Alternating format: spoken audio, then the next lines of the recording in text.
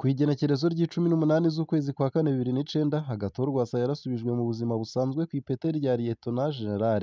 Agathon Rwasa yari arongoye Paripeutu FNL, umuhari wari watanguye urugamba mu myaka ya za 80.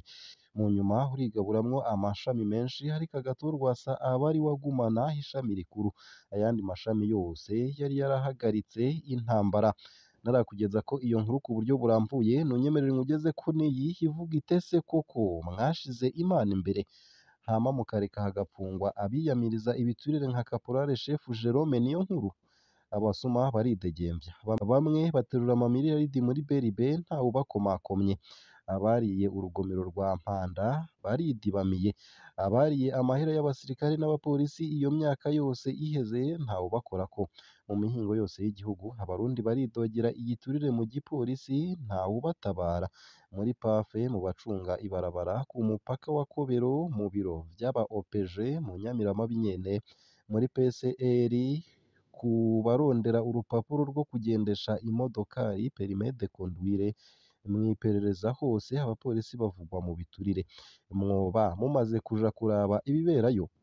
Ivyo vyose mwarabiravye musanga uwo gupfunga ari Jerome Niyonkuru ahanura bagenzi be kuvavanura n'ibiturire? Mu vy'ukuri mu Burundi uvuze ko abapolisi barya ibiturire woba ututse inzego z'igihugu. Ahoho karabaye ya ndoto yo mu mwaka w'ibihumbi 2040 na 2060, nimutubwire ko ari ugutebura. Nta terambere rizoshoboka mwimitse igiturire n'ubusuma. Nayo kandi mwomenya ko umuvugizi w'igipolisi yaraye yemeje ko Caporal de Police Chef Jerome Niyonkuru apfunzwe yagirizwa gutyoza inzego z'igihugu. Nayo mbandanije n'aya nkuru nari nkugejeje ko mu ntango z'ano makuru, nuko kw'igenekerezo ry'icumi z'ukwezi kwa kane 2009, Agathon Rwasa yasubijwe mu buzima busanzwe kw'ipete rya Lieutenant General. Agathon Rwasa yari arongoye Paripeutu FNL, umuhari wari watanguye urugamba mu myaka ya za 80. Mu nyuma urigaburamwo amashami menshi, ariko Agathon Rwasa aba ari wagumana ishami rikuru. Ayandi mashami yose yari yarahagaritse intambara. Uwo munsi nyene Agathon Rwasa yasubije inkoho yiwe yo mu bwoko bwa Kalachnikov AK-47 be n'imyambaro yiwe y'igisirikare. Abasirikare biwe bashika 3500 bahavuye binjizwa mu nzego z'umutekano, 200 mu gisirikare, 1400 mu gipolisi. Hari abatari bake muri abo ubutegetsi bwahavuye buhindura abakozi b'iperereza, bubakoresha guhiga bagenzi babo bahoranye ku rugamba. Hari abandi bahisemwo guhunga inyuma y'amatora yo mu mwaka w'ibihumbi 2010, bajana na Major Aloys Nzabampema basubira ku rugamba mu mashamba ya Repubulika Iharanira Rusange ya Kongo. Hari n'abandi bahamwe bikomeye baricwa. Twobibutsa ko abasirikare n'abapolisi bavuye muri FNL ya Rwasa bari mu bantu barenganywa bidasanzwe, aho kugeza ubu usanga abantu bize kaminuza bafise ipete rya Caporale canke munsi ya CM Caporale, kandi barafise n'umudogiteri w'umuganga hakiri Caporale. Umunsi Lieutenant General Agathon Rwasa asubizwa mu buzima busanzwe ufatwa nk'umunsi intambara yarangira mu Burundi, imbere y'uko havuka imihari mishasha. Amaze gusubira mu buzima busanzwe, Agathon Rwasa ntiyorohewe mu rugamba rwa politike. Inyuma y'amatora yo mu mwaka w'ibihumbi 2010, yategerejwe guhunga, hamara imyaka 3 hatazwi iyo anyegeye. Ikiringa abanywanyi biwe bishwe ku bwinshi mu ciswe Safisha. Umugambwe wiwe FNL yarawatswe muri myandagaro 2010, uhabwa Emmanuel Miburo ndetse na Jacques Bigirimana. Mu mwaka w'ibihumbi 2015, Agathon Rwasa yitavye amatora atagira umugambwe, maze afatanya na Iprona irongowe na Charles Nditije bashinga urunana Mizero y'Abarundi. Mu mwaka w'ibihumbi 2019, Agathon Rwasa yaremerewe gushinga umugambwe CNL, ariko nawe nyene ntiworohewe muri kino gihe. Agathon Rwasa ni umushingamateka kuva muri Mukakaro 2015.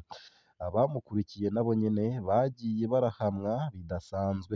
Mu mwaka w'ibihumbi 2009, umukuru w'imbonerakure Ezekiel Nibigira yatanguje urugamba rwo guhiga aba FNL muri Bujumbura, ruro bise Operation Aigle Éveillé. Abatari bake barahaguye. Mu mwaka w'ibihumbi 2010, iperereza rya General Adolphe Nshimirimana ryatanguje Operation Safisha, yatumye indongozi nyinshi za FNL zicwa mu mihingo yose y'igihugu. kuva mu mwaka w'ibihumbi bibiri na cumi na gatanu indiri z'abanywanyi ba FNL na SNL baranyurujwe baraburwa irengero abandi baricwa.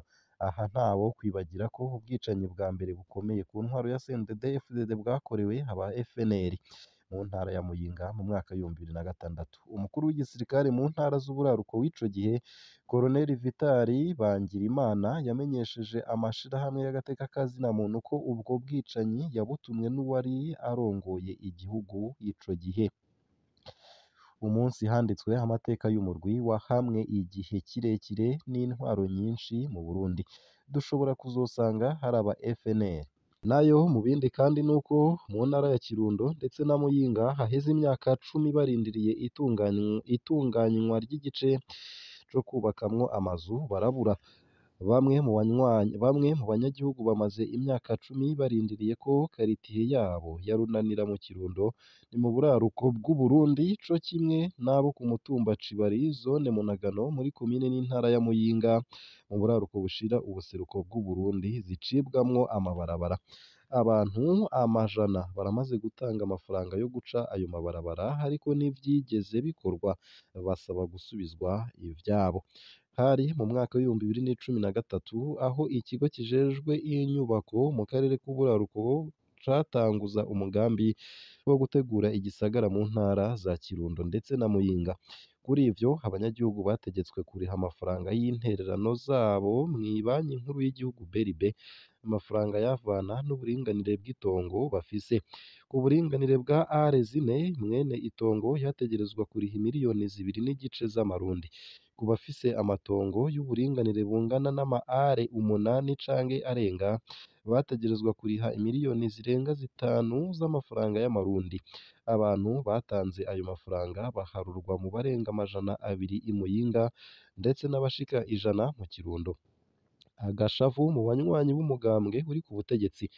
Igihe hatangwa ayo matongo abagumyabanga, abanywanyi b'umugambwe uri ku butegetsi nibo boroherezwa. Ku rutonde rw'abaronka ayo maparasera harimwo abashingamateka, abajejwe ubuvuzi mu ntara, abayobozi bakuru, abadandaza bakomakomeye batanga ibiturire ku batumwe n'abakozi b'ico kigo kijejwe gutunganya ibisagara. Uko akaba ariko vyatangajwe n'umwe mu baronse ikibanza yemeza ko yahemukiwe. Mu ntango batubwira ko ibikorwa vyo gutunganya ayo makaritiye bitari kurenza umwaka wakurikira, ni ukuvuga mu mwaka w'ibihumbi bibiri na cumi na kane. Ariko raba imyaka irashitse 10 ata nkuru n'imwe yo gutangura ibikorwa. Uko akaba ariko isoko ryacu risigura indishi yo gucererwa. Abaronse ibibanza Icibari ndetse na Runanira basaba indishi kuko ibikorwa vyacerewe. Abarishe make bavuga ko barishe imiliyoni 2 n'igice z'amarundi, abandi barishe ayasumbayo. Uko akaba ariko bivugwa n'amasoko yegereye intwaro ku mugwa mukuru w'intara ya Muyinga. Mwiyumvire ayo mafaranga yarishwe haraheze imyaka 10. Dusaba indishi yo gucererwa kuko twari kuba twarayashize mu bindi nk'imitahe biba vyaraduhaye inyungu. Ni akababaro kagaragazwa n'umudandaza hakaba n'uwatowe. Umugambi wo gutegura igisagara wuzuyemwo utunenge twinshi. Bamwe mu baronyejwe ayo maparasera bemeza ko imbere yo kwandikwa kugira ngo barihe amafaranga yo gutunganya igisagara, abarongoye ikigo kibijejwe babategeka kubaha amafaranga yabo ku ruhande.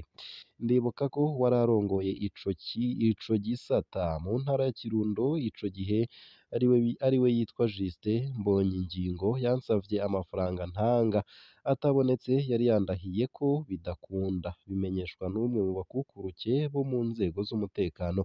No mu ntara ya Muyinga bagenzi banje bambwiye ko bategetswe kuriha amafaranga kwa Mponoye yarajejwe igisata co gutunganya ibisagara.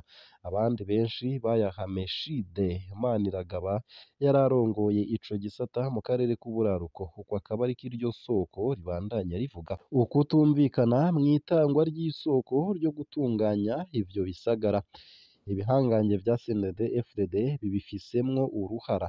Ku bw'amasoko muri ico kigo kijejwe gutunganya ibisagara, isoko ryahamagajwe haraheze amezi menshi. Abategetsi muri CNDD-FDD bararyanye kugira ngo baronke iyo soko. Twarababaye cane, umwe wese yagomba gutanga ishirahamwe rizokora uwo mugambi kuko yabibonamwo inyungu nyinshi. Uko akaba ariko bivugwa n'isoko ryegereye umugambwe uri ku butegetsi. Kubw'iryo soko nyene, leta itegerezwa gufata iki kibazo mu minwe. Bitabaye uko, abanyagihugu begwa n'uwo mugambi barafise uburenganzira bwo gusaba indishi ijanye no guteba kandi kikaba cumvikana. Abahoze barongoye igisata co gutunganya ibisagara mu karere k'uburaruko bushira ubuseruko hamwe n'abashasha ntitwabatoye kugira ngo bishure ku bibazo vyacu.